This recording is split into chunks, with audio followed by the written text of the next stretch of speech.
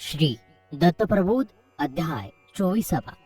मातेस तत्वज्ञानाचं निरूपण. मागील अध्यायामध्ये आपण परशुराम व सहस्रार्जुन यांची कथा पाहिली. आता या अध्यायामध्ये दत्त गुरु आपल्या मातेला तत्वज्ञानाचं निरूपण करून सांगतात. अध्यायाला सुरुवात करूया. गुरु महात्म्याचं वर्णन करणारी सहस्रार्जुनाची कथा दत्तात्रेयांनी आपल्या मातेला सांगितली. ते ऐकून माता अनसूया प्रसन्न झाली आणि म्हणाली, दत्तात्रेय, आतापर्यंत तुम्हाला बाह्य देहाचं तत्वज्ञान निरूपण करून सांगितलं. ते मी अगदी मन लावून ऐकलं. आता मला त्याबद्दलची अधिक गोडी निर्माण झाली आहे. म्हणून तुम्हाला आता अंतर्गर्भाचंही तत्वज्ञान सांग. मी ते ऐकण्याचं उत्सुक आहे.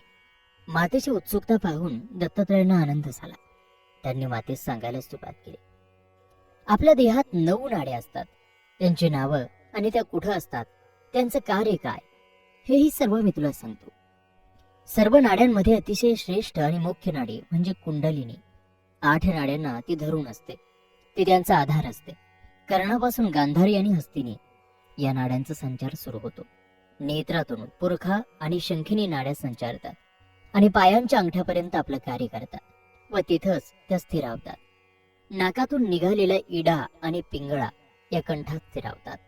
हंस आणि प्राणवाहिनी या सर्व शरीरभर फिरून टाचेत थांबतात. माते, सगळ्यात महत्वाची गोष्ट लक्षपूर्वक आहे की वज्रनाडी जी असते तिचं गुज फक्त सद्गुरूच जाणवू शकतो. त्याचं महात्म्य असं शब्दात नुसतं वर्णन करता येणं शक्य नसतं. 9 नाड्यांहून ही आगळीच नाडी आहे. वज्रदंड मणिपूर मार्गे गुरुनं सिद्ध दिली की ही वज्रनाडी जागृत होते. त्यासाठीच गुरुकृपा व्हावी लागते.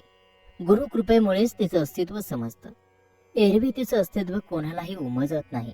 त्यासाठी गुरुमुख विलासच हवा. ज्याप्रमाणे पाण्यातल्या प्रतिबिंबाकडे बघून डोक्यावर भिरभरणाऱ्या मत्स्याच्या डोळ्याचा छेद घ्यावा, त्याचप्रमाणे गुरुकृपा ही नाडी जागृत करते. आता 16 सांध्यांचा इतिहास सांगतो. घोटे, गुडघे आणि कंठस्थळ यांचा एकमेळ असतो. मनगट, कोपरे आणि खांदे मिळून दोन्ही हाताची सांधे 12 होतात. हृदय, कंठ, मस्तक आणि शिर मिळून प्रत्येक 16 सांधे होतात. यानंतर सांगतो त्या 72 कोठ्यांची उत्पत्ती आहे.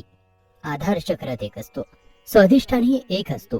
नाभिस्थानी 10 असतात. असं एकूण 12 कोठे होतात. उदरामध्ये म्हणजेच पोटात 2 स्थूल कोठे, कंठात 16, वायुयंत्राचे 4 आणि ध्वनी साठवण्यासाठी 2 व अग्निचक्राचे 2 असे सगळे मिळून 50 झाले.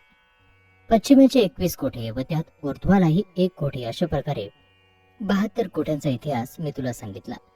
आता बीजरजांचे प्रमाण तुला समजावून देतो. या देहात सतेज असं 1.25 घट रज असतो.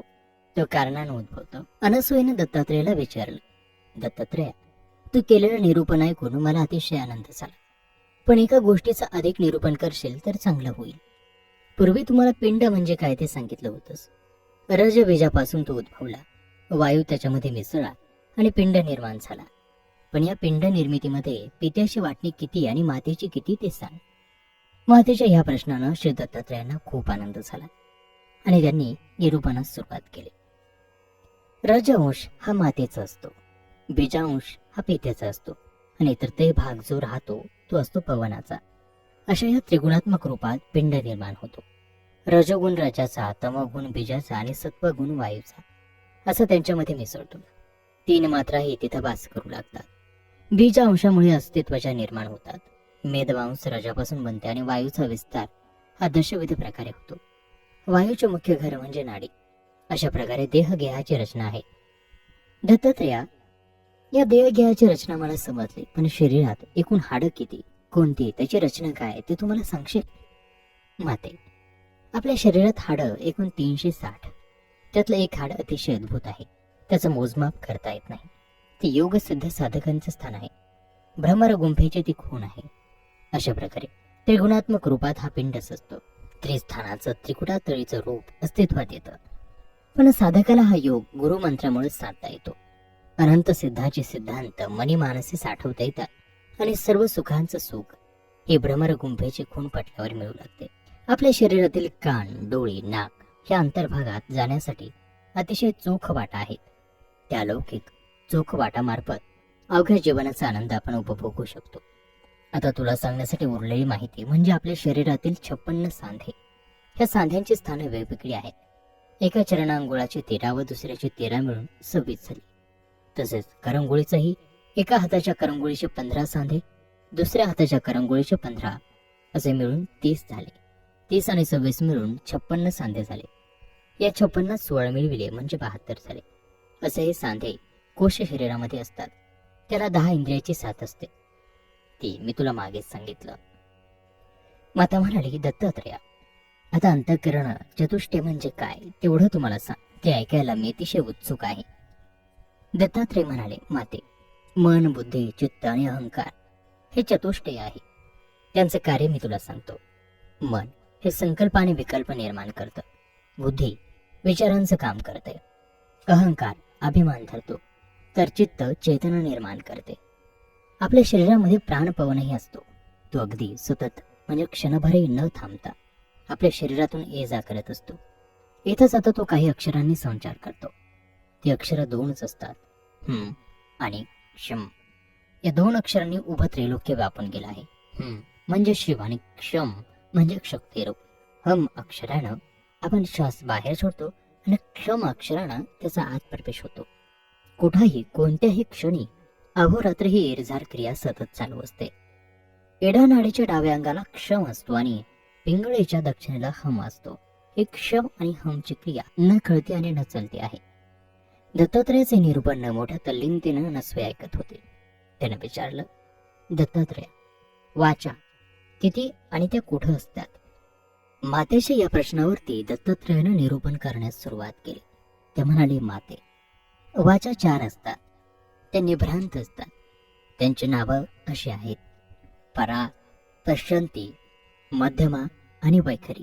या वाचांचा जन्म कसा झाला ते आता ऐक. मनासहित पवन गगनामध्ये जाऊन आदळला आणि तिथल्या ध्वनीपासून परा जन्माला आली. तिथून पवन म्हणजे वारा वळून पश्चिम नगळ्यात धरला आणि मुखात स्थानापन्न झाला. त्यापासून पश्यंतीचा जन्म झाला. त्याच स्थानापासून वायू उपजला आणि तो हृदयामध्ये नांदू लागला आणि त्याच्या स्फुरणातूनच मध्यमेचा जन्म झाला. उसळलेल्या वाऱ्यानं म्हणजे समीरानं नाकात प्रस्थान ठेवलं आणि मग वैखरी जन्मली. या 4 वाचांहून आणखी एक वेगळी वाचा आहे. तिला निराकारी म्हणतात. ती अनिर्वाच्य आहे. या 4 वाचांप्रमाणेच 4 देहही आहेत: स्थूल, सूक्ष्म, कारण आणि महाकारण असे हे 4 देह. 5वाही देह आहे, तो आहे अधिकारण. अतिशय शुद्ध मनानं या अधिकारण देहाला जाण्याचा प्रयत्न करावा. विचारांनी ओळखायचा प्रयत्न करावा आणि 10 देहांचं सुख अनुभवायचा प्रयत्न करावा. ही आनंदाची आणि सुखाची अनुभूती काही वेगळीच आहे. आणि याचबरोबर श्री दत्तप्रबोध ग्रंथातील हा 24वा अध्याय या ठिकाणी समाप्त होत आहे. उर्वरित कथासार या पुढील 25व्या अध्यायात. तोपर्यंत नमस्कार, धन्यवाद. श्री गुरुदेव दत्त.